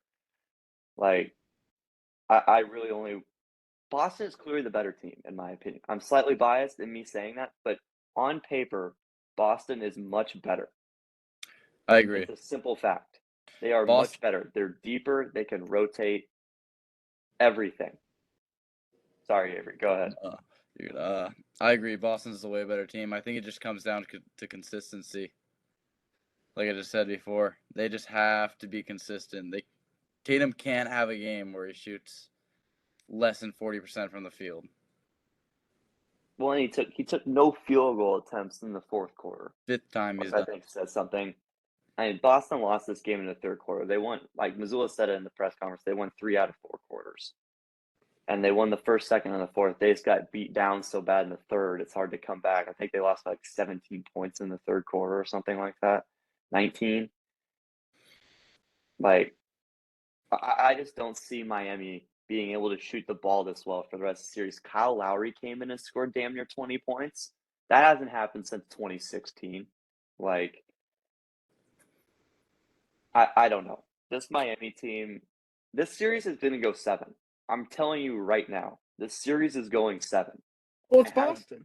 I have Boston in 7, but Spo is going to find a way to make this series go 7 games. So are you saying like your only belief in Miami is coaching kind of a deal? Like you just said, like I think the roster, I totally agree. Like Boston's roster is just better. I think they match up well. Do you believe enough in Spo to even think that? I mean, you just said it's going to go 7. Yeah, Miami has a chance. Is the question, does Miami have a chance? Yeah, is Yeah, it they just based off absolutely do. coaching? No, I mean, I think 40% of it is. I worry about Jimmy Butler getting 6 steals and scoring 35 on good shooting.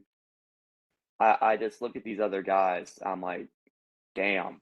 Like, I don't see the way for them to score that many points again. Like they scored 120 points or something like that. Boston's too good defensively for them to give up 125 in a game again. So, yeah, I would say, yeah, 40 to 50% of that is Spo's experience and his ability to adjust not only game to game, but in game. That's the stuff that wins you, that steals a game 4 in a series or something like that. So, yeah, hopefully that answers your question.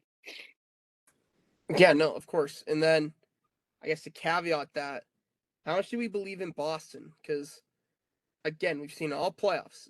They like dragging it out. Tatum's inconsistent. I wouldn't say Brown's inconsistent, but, like, I guess he Shot gives you 1 for what you 6 need. today from 3. So there's maybe your start of the Jaylen Brown inconsistency. I don't think anyone is worried about Boston's 2 big stars. I don't think that's the issue. It's who's going to step up after that. Because, I'm sorry, Jimmy Butler, again, playoff Jimmy Butler is different. And I feel like a third guy. I don't know why. It's just who steps up for Boston outside of those Brogdon. two? I think it's got to be Malcolm Brogdon. Can't be He's gotta Marcus able to Smart. It can't be. I don't want to see Marcus Smart taking a ton of threes. No, I agree with that. Brogdon. Yeah, I agree with Brogdon. We had talked about it last podcast. I had a 30-minute rant on why Smart was getting late game looks. I don't know if you knew this, Logan. I'll say it again. Marcus Smart in clutch time, last 2 minutes in a 5-point game. That's what is defined as clutch time. Marcus Smart has more field goal attempts in the playoffs in clutch time than Tatum and Brown combined. Well, he's a Can't have it. sharpshooter. Can't have it. He shoots 26% from three. Can't have it. Is this the dagger? That has to be Malcolm Brogdon's role. Like, that's literally what we brought him here to do, is be a sharpshooter and help run the offense. I thought Smart played honestly pretty well today. He had 10 assists at the end of the first half, but he's just not a shooter. So in late game clutch situations, you need shooters on the floor. We got Malcolm Brogdon for a freaking reason. Play him, please. Please, I beg you. You don't want to hear Mike Breen go bang Marcus Smart with the dagger? No, I won't hear the bang because it'll be Marcus Smart hitting the back iron on a 38-foot three-point attempt. I see Marcus Smart kind of like I see Draymond Green as that glue guy of the team. Yeah, and I like Marcus Can't be Smart. putting I up don't more think he's than a 10 bad shots. player, but he's not a 15 field goal shooter. I like him in the 8 range. Like, if he's shooting 8 field goals, I'm like, awesome. Even if it's 3 for 8, I'm like, sweet. He only took 8 field goal attempts because I want the field goal attempts going to anyone else. I think what everything else, like you said, he's like Draymond Green, great defender, great perimeter defender, passes the ball well. Is the glue guy, right? So Miami Well, in 7. Miami in 7. see, you had the Philly take too, so I don't. Yeah, you both had the Philly take, so get out of here with that. You know, That I Philly didn't Philly in one seven. looked good for 6.5 games. I thought Hard could make a few, you know?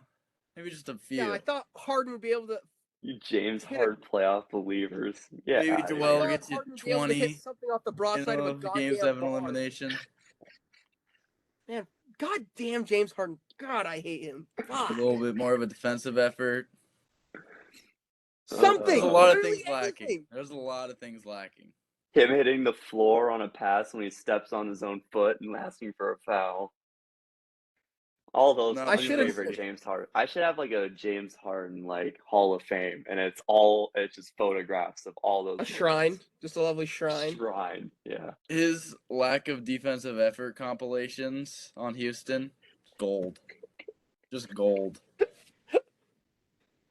Yeah, I will. Hey, I'll say it on this podcast. I will never, ever, ever, ever, ever again buy into anything James Harden is selling.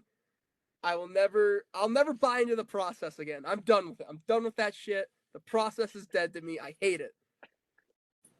I'm done with the converted process. you. We converted you. I don't know about that, but it's just off James Harden. I'm not saying you're a Celtics fan. I'm just saying we converted you off the James Harden train. I just don't like him. But I just sat there and I go, something has to give. Like, come on. And it was James Harden. Unfortunately. All right, let's shift to the last conference series. Lakers Nuggets. We got a taste of this, and whew, I think this one also goes 7, and I am here for it. I'm here for it. Interesting. Lakers That made an adjustment there in that second half. They had the Did we 70 give our second half picks points there. for the conference finals? You had Heat. You had the Heat in 7. I have Boston in 7. Give me. I'm gonna ride with Avery. I like Give it. me Miami I in like 7 it. So that way, when Boston makes the finals this year, and chokes it again. feel a little bit sweeter. I don't know. I think it depends on actually the matchup if they get in the finals. And like, look. I Yeah. can sit here like everyone at ESPN and like whatever. Like, if the NBA is rigged and they want it to script, it's gonna be Lakers Celtics. Yeah. It'll be that. If that's the case, it's scripted. I'm not Ugh. Get the LeBron piece of the Lakers-Celtics rivalry. Exactly, and you get the start of Tatum, whatever you want to call it. Like it's almost written too well.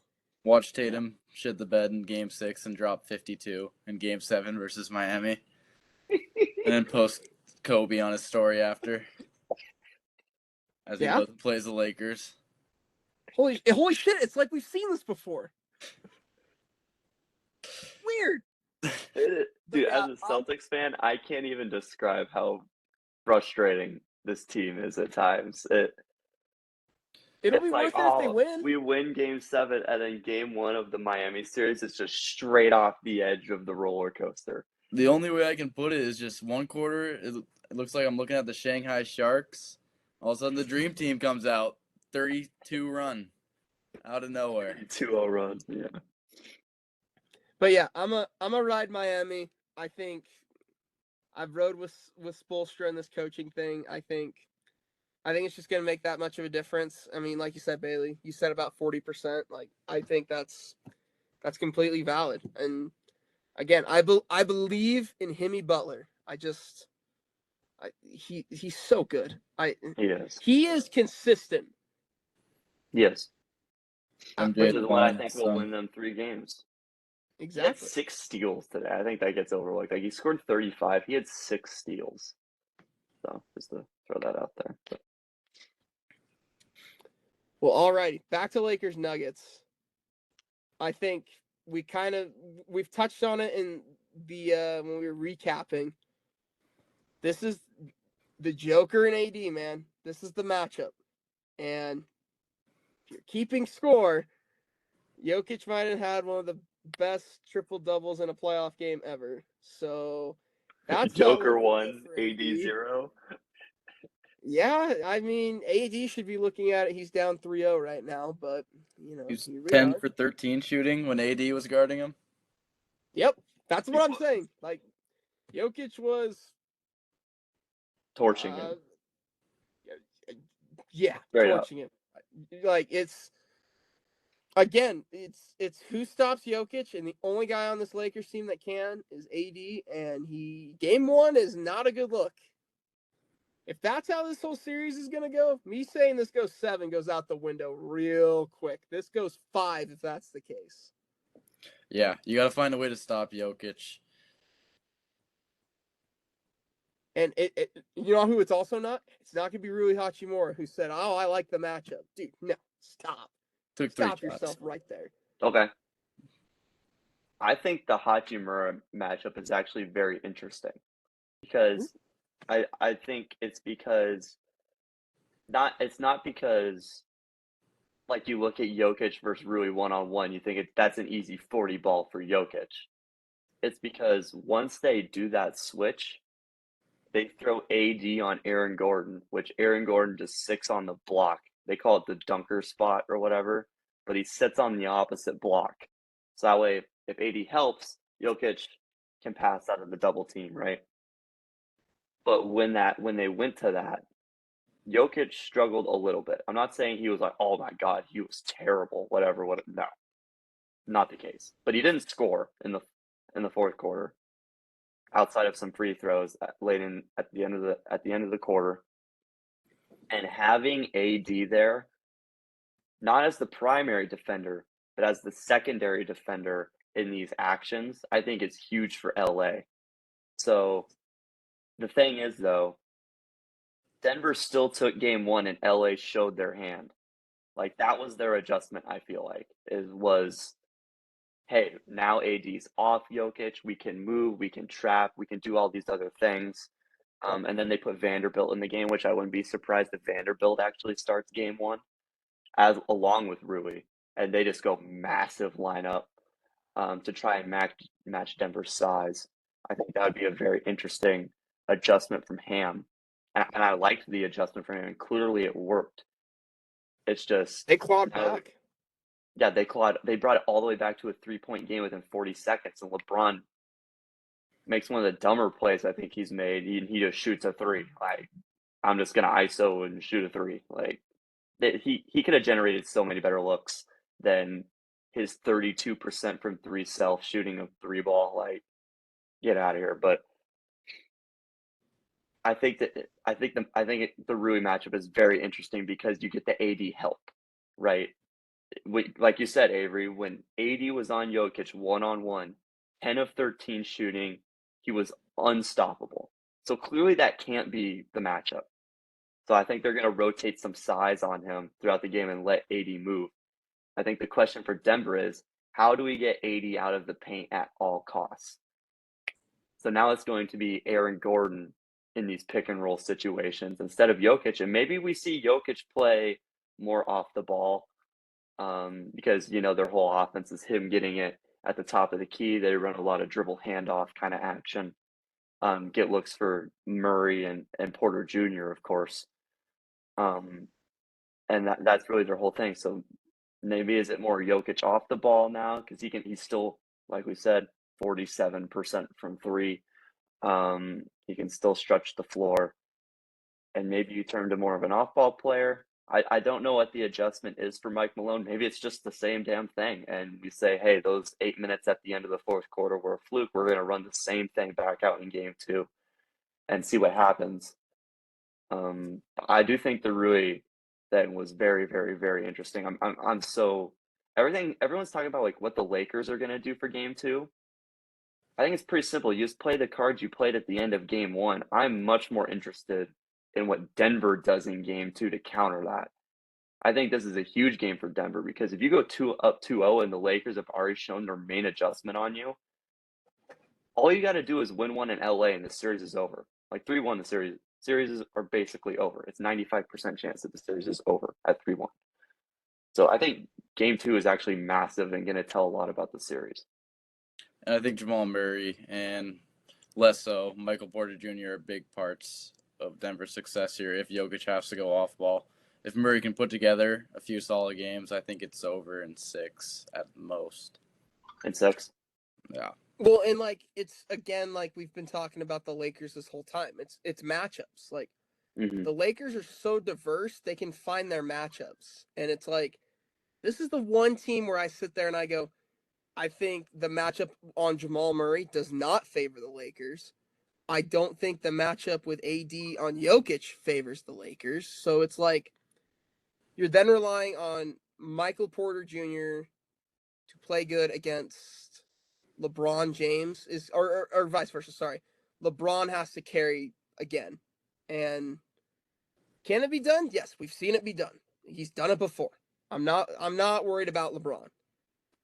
It's those extra pieces for this Lakers team that have to counteract what terrible matchups they finally drew. Because like the Warriors series, tack down low. Like simple as that. The Grizzlies series, it's AD and Triple J, and let's see what LeBron does. And now it is all LeBron. We know AD can't stop Jokic. Like you saw it game one. Like it can't be done one-on-one. So it's those adjustments. And then you go, it's the bench and LeBron. And the way Austin Reeves was shooting at the end of that game to get them back, I think he made like 3 threes. Like it's hilarious that we joke about it. The dude's gonna get a contract of upwards of $60 million, 4 years. He's a good million. player. He's this year's Jordan Poole. Exactly, and you got a stamp of approval from LeBron, so that only bodes well for you.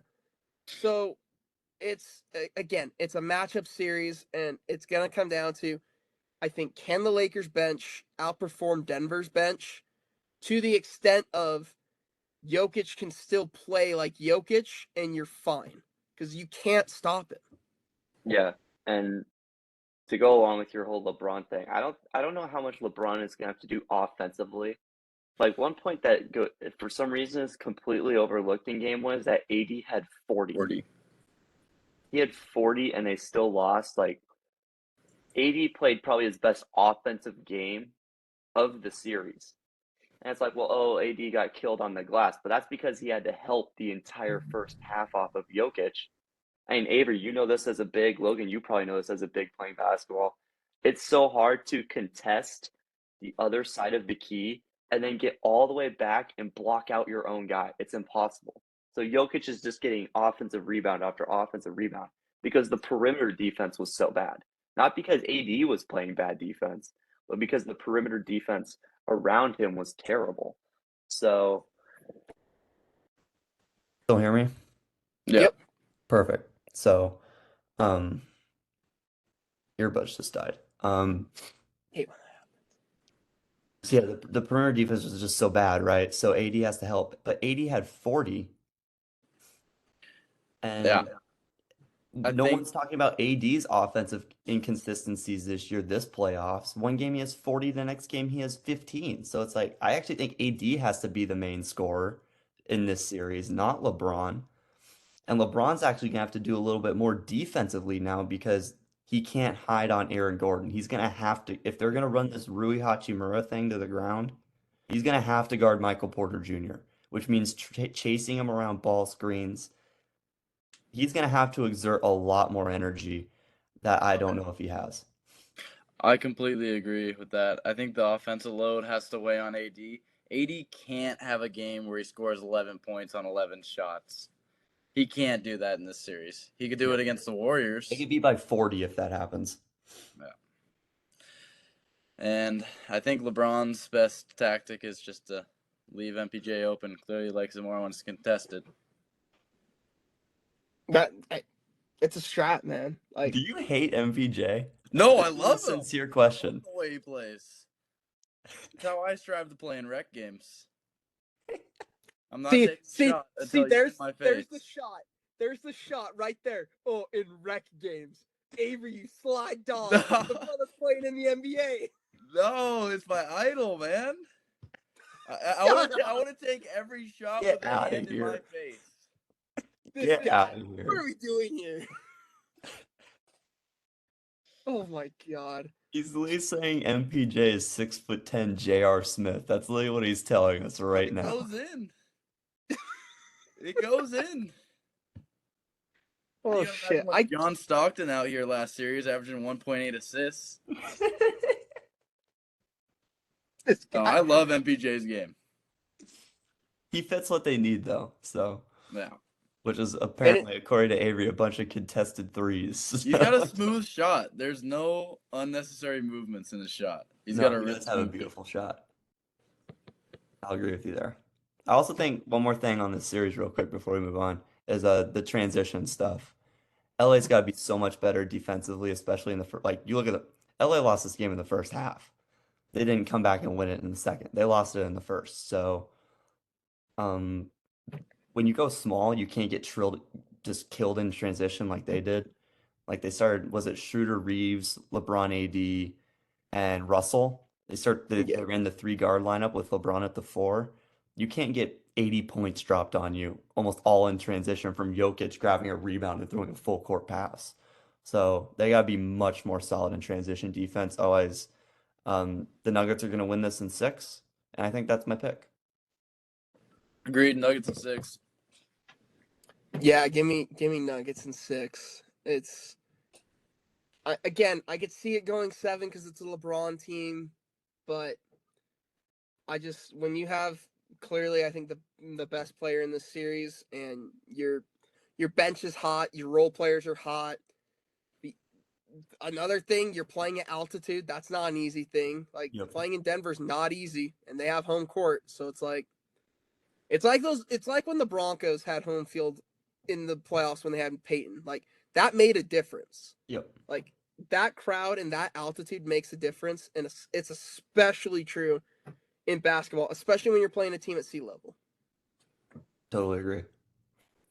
Well, alrighty, that's all the games, all the basketball topics. We do have one more topic. We're gonna touch on it. I'm gonna start the presence of. We try not to be political. This is not gonna go political. We're gonna give our takes. We're just gonna say how we see it. We're talking Ja Morant. So obviously the Grizzlies aren't playing basketball right now. They didn't get mentioned. Ja has had his off the court issues. Another one's arose. Another Instagram live at a club with a weapon. And it's tough when you hear because we all love Ja. Ja is such a great player. He is so fun to watch. He's got everything in front of him, and it seems like too many of these young guys now. And I mean, we're young guys. Like they're not much older than us. Like Zion's a year older than us, kind of a deal. It's like, they're still, to us, we're still kids. Like, we're not adulting yet. Like, we're not. We go to college. That's your first step. So, I mean, for me, it's one of those things where I get the criticism. I get it. It's not mature. You have all this money. You have all these eyes on you, kind of a deal. Like, you got to watch what you're doing. But, like, again, at the end of the day, for me, it comes down to he's so young. And he's one of those guys where you can't let this define his career, which is hard to do, especially at the time that we live in right now, where it seems like every time you turn the TV on, there's something new regarding weapons or whatever. But yeah, I don't know where he goes from here. And he's got every, I think, person in NBA corners, any sports corner that, we're here to mentor you. We're here to help you. Like, we don't want you to go down this path. But I don't know what changes that. And there's talk of a year suspension kind of deal. I think it's fitting for it.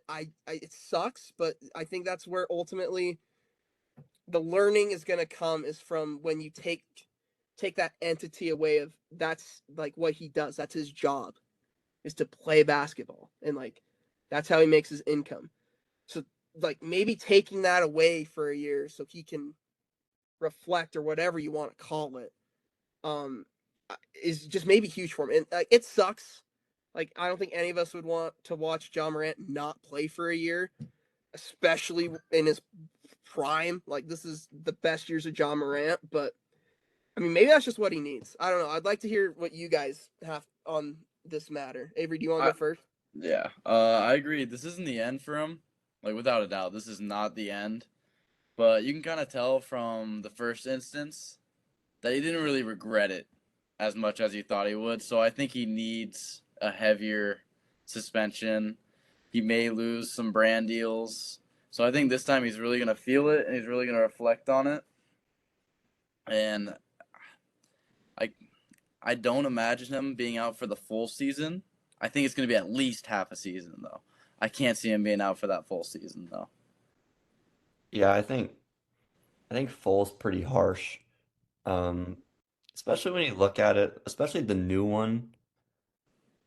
It's not like he's breaking any laws. Like, Exactly. it's not like he went out and shot someone. You know what I mean? Now, And granted, he's you not have the right promoting to the play. right actions, right? He's not promoting the right actions, which is what this whole thing is about. It sucks that Ja isn't becoming an ambassador of professional basketball. He can't. It's tough to make a guy like this at his current stage in his career with the last two incidents, the face of the NBA, which I think was the path that he was heading towards. Because we're ushering out Curry, we're ushering out LeBron. Those guys are getting into their upper 30s, so now we need two new guys to come down. And I think Ja was one of those guys. And I think he still can be. It's just much, much, much tougher to do that now. Um, and really, the only thing that moves it out of people's minds is winning championships, right? You just got to win a lot over a long period of time to where people don't forget, or to where people forget these incidents. Um, Winning cures everything, I guess is kind of the phrase there. But when we look at it now, I could see it being 40 games, half the season, 41 games, whatever the number, somewhere in there. I think there are rumors of 82. I think 82 is pushing it heavy. I think he should have got more for the first one, because we look at the first one. How did he? You're not allowed to have weaponry on a team plane. Somehow he got a gun to Denver, and I'm pretty sure it's supposed to be 50 games for that. And I think he got 8. Did he get 8? Yep.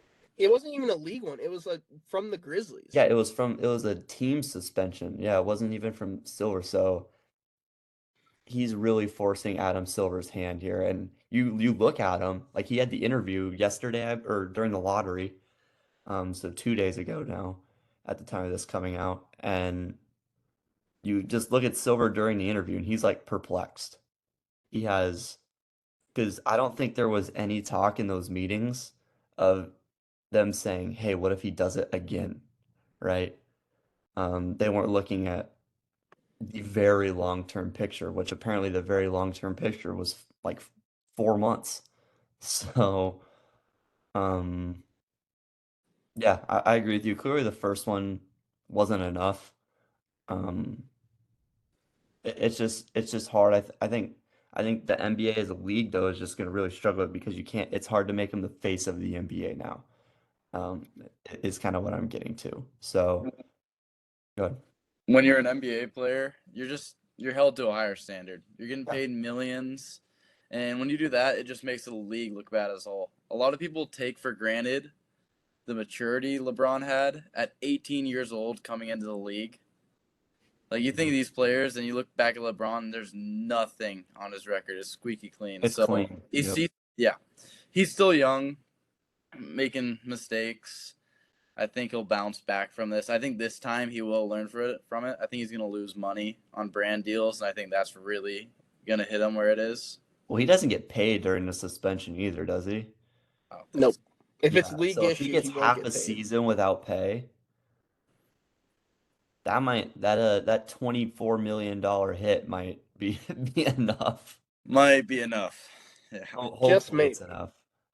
Which sucks because he's a very exciting player, and like the new CBA to make all NBA teams, which are like what contracts revive around. Like you look at the Celtics, Brown is eligible for, I believe it's 6 years, 300 million since he made all NBA this year, and Tatum is 365 million in 2 years. So contracts are reviving around this idea of players making all NBA, and the new CBA says you got to play 65 games to make all NBA teams. So he might take a long-term money hit. He's definitely going to take a short-term money hit. We'll see what Nike does with him, things like that. But I just think 80's way too harsh. It's not like he's threatening people with the gun. It just happens to be there. Um, there's just not much I can really say about it to where it's like he deserves something like super, super harsh, right? I think in the range of 25 to 40 games is very reasonable, though. Yeah. You got to surround yourself with different people Definitely. who aren't Yeah. gonna put you in those situations. I was trying to make it back to the hood. Tough luck. Well, no, and I think you make a great point, Bailey. And it was a point I was going to bring up, but I felt like I was just rambling. So I just want everyone to get their opinions in. But, like, it's not like he was breaking any laws. It's not like he was doing anything illegal. It's just the magnitude that you're at in this position as an athlete, a star athlete on one of the better teams in the NBA. You just have to be smarter. You have to be better. You have to be like socially aware. Because like where we are right now, it like there's bad mojo. There's bad mojo with anything surrounding that kind of stuff, and it's just not a good look. Like again, especially he got it on a team plane. He took it on a road trip to Denver, and went out with it. Like you saw the change once that happened with that team of like not even when he wasn't playing, like the whole meeting they had, like when Steven Adams like, we're not doing shit on road trips. Like you are staying in your damn hotel room. We're not doing anything to jeopardize this season because they were having a great season. And it just felt like it was such horrible timing for something like this to come up the first time. And I think again, the NBA hasn't had to deal with this. So it was like all right, well, let's see what our first let's let the team deal with it kind of deal. It's like when you ask your parents or something, you're always gonna go ask dad first. And dad's usually gonna be, well, go ask your mom. And or he just says go ahead, kind of a deal. And it's the repercussions of that where you get screwed in the end. It's that second time where then you have to go ask mom and she tells you no. It's like Again, I don't think a whole year is warranted, but like that's probably what it's gonna be. Just because they fumbled the bag so hard the first time, and they really feel like they need to make a statement with this, because again, they're pushing away from this. Yeah. That's not the goal of the NBA. Yeah, So I if mean, that's not going to be the goal of the NBA, then you need to make it a punishment. A punishment is not fun. and the NBA has gone through these image changes for a while, like when David Thompson in like the 70s, the whole cocaine thing, um, Bad boy and Pistons. then in the early thousands, it was the super baggy shorts, and you had the Allen Iverson era, and then they tried to move away from that. They started hitting Allen Iverson with like clothing fines, things like that, make him more quote unquote approachable to the NBA, things things of that nature. Um, I feel like this incident more aligns with that stuff than it does with any major political issues or anything like that. So yeah, I do understand what you're saying. I think the alarming thing for me is just the amount of time between the first one and the second one. It feels like 2, 3 years. It's like, oh, okay, like this one's probably an accident. It's like 4 months. It's like, oh yeah, I apologize. Goes out and plays in the playoffs, gets waxed, comes back and is waving it around again. And it seems like it's all gone by in like the blink of an eye. Like there wasn't any resting time in between the two. So I think for the NBA as a whole, I think you're right, Logan. Like a statement has to be made of some sort because it's like I feel like the NBA has a plan for him. It's like, hey, we want you to be our guy. He's gonna be their most marketable guy for the next 10 years after Curry and LeBron are out. Him and probably Wembanyama, right? Who full circle And started Logan. with podcast with, right? It's probably gonna be those two dudes. And you just can't have the face of your NBA um, doing these specific things, especially in the era of social media. You got eyes on you everywhere. Yep. They're watching us right now. Maybe. Long podcast. Long podcast. A good one. Yeah, it was a ton of fun. Thank you for coming on again, Avery. It's always a pleasure having you on Talk Basketball. Yeah, thanks for having me. Go follow him on Instagram at AveryDonor21. All the ats are in the You bio. do something for me. Yeah. All of the IG ads are in the bio. Go follow us there. Speaking of IG, go follow Hurdle Podcast over there, HRDL Podcast. There's a link tree there in the bio of the Instagram page. You can find our Spotify there. You can find our YouTube there. You can give us a follow on Instagram there. You can subscribe here. Leave a comment on who your picks for the finals are. And you can hit the notification bell here as well. And you can do that on Spotify too. Give us a rating on Spotify. Follow us on Spotify. All these are valid options. That's like 10 options. All you gotta do is like one of them. That's We all we're prefer more asking. than one. That's all we're asking. We would prefer all 10, but we're not greedy out here. We're not greedy. So, you can do all those things. All those are viable options. Like I said, head over to Spotify if you just want the audio versions of these podcasts. This one's going to be a little lengthy. It should be out as of, let's see, today is Wednesday, Thursday morning. So expect that then. And we're going to have some NFL stuff, more NBA stuff, me and Avery. And if Logan wants to come on again for the NBA one, we will all be doing some mid series recaps, things like that, break down some stuff there. As the series hit about 4 games or so, we like to do that, do some game by game updates. I'll be doing that over on the Instagram. And I think that's it. So thanks for tuning in, everyone. Logan, Avery, Bailey, NBA playoffs basketball. Thanks, guys. Peace.